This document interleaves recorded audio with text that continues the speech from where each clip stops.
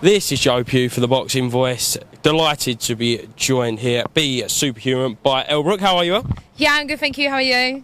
I'm very well, thank you. What brings you down here today to the old Be Superhuman?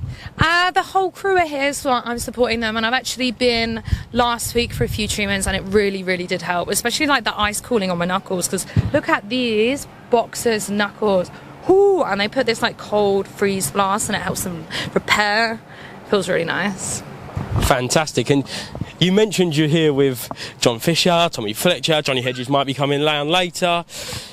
You're obviously training with Mark Tibbs for your fight coming up with Astrid Wett. How has that been going? So hard. I know that I say every 2 seconds that boxing is well hard, but I really mean it. Like, you have to be so physically fit, especially for the endurance. And I'm only doing 4 rounds of 2 minutes. And it is really hard work, but I'm loving every single second of it, and it is so challenging, but it gives me something to really get my teeth stuck into, because I'm like that type of person that once I have a goal, that's it, I'm reaching it. So I have to really thank well, the opportunity for coming up anyway, because I'm absolutely gassed to knock Astrid out. Whee! So you will be knocking Astrid out? Oh yeah, 100%. And I tell Mark that I'm like, I need to knock her out, and he always says like, I have no doubt in that. So yeah, apparently I've got quite a strong punch. Yeah. Stick your weight behind that then. We were just talking off camera about Ebony Bridges. I know she's not in the gym at the minute, obviously celebrating her world title win, but knowing that Mark has kind of brought this progression to Ebony, does that give you confidence for when you get in there in July? 100%. When I first met her, I'm pretty sure that I told her I loved her. I was like, I love you. Yeah, I watch her, and she is such an inspiration to like women as well. I think that she is someone I very much look up to. She's beautiful, she's stunning, she carries herself, she has so much like femininity, but it's so strong, and I think that's so powerful in today's age, that you can be strong and sexy, and she's literally the definition of that. So I have the utmost respect for her. I'm obsessed. There's a lot of these kind of influencer cards coming about. They do get their critics, but from the hardcore boxing fans. But for you, is it kind of a case of getting into boxing, it's a kind of a new thing for you to try and achieve? Yeah, and I think those people that, you know, some people don't try, and I understand that that can be kind of damaging for the sport, you know, if you have a cat fight and swinging. But boxing fans, do not underestimate me. I will deliver. Fantastic. And when it comes to Astrid, there's been some kind of back and forth between yourself and Astrid over social media. Is it personal for you? Oh, 100%. And and the attack is going to be very personal when my fist knocks her out, my friend. Fantastic. And kind of, when you got the offer to fight Astrid, was it a case of, yeah, let's just do this, let's just end this beef, and will it be over once you have fought her?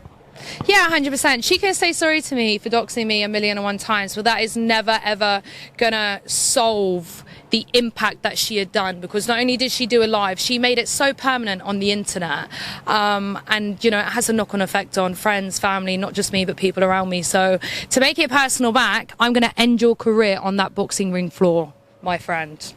When you say career, is dead to me. You are so dead to me, and your career is going to be dead in that ring. When you say career, is it just boxing career or career in general? Well, I don't think you're going to have many supporters when you're giving it the large one and you don't deliver. People are backing you.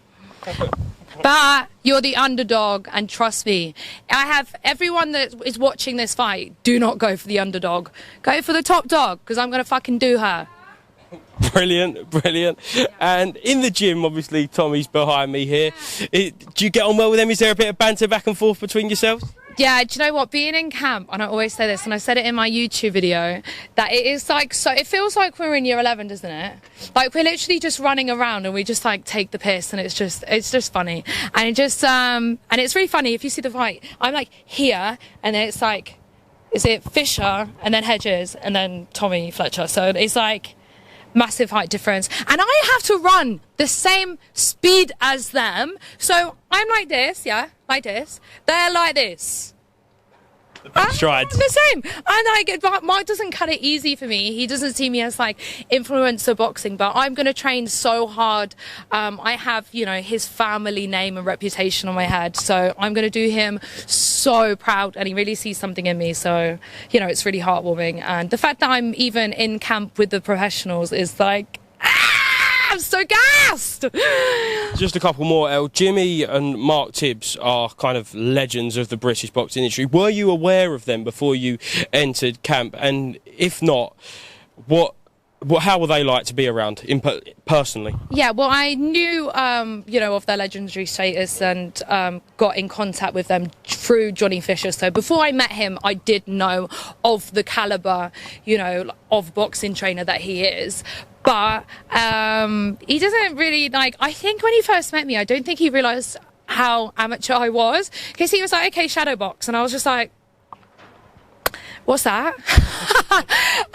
So, do you know, and he says that he doesn't train beginners. He doesn't. He trains professionals and people that has boxed before. So he says that he's learning a lot through training me because he's having to go back through the basics. You know, even when I was sparring today, I was like punching high, punching low, and I was thinking, fuck, I do that on a bag. But, you know, when you do something and then you put it into practice, like everything just clicks. It's like driving a car. And I feel like I've only been boxing for 3 weeks now, and I could kill her now.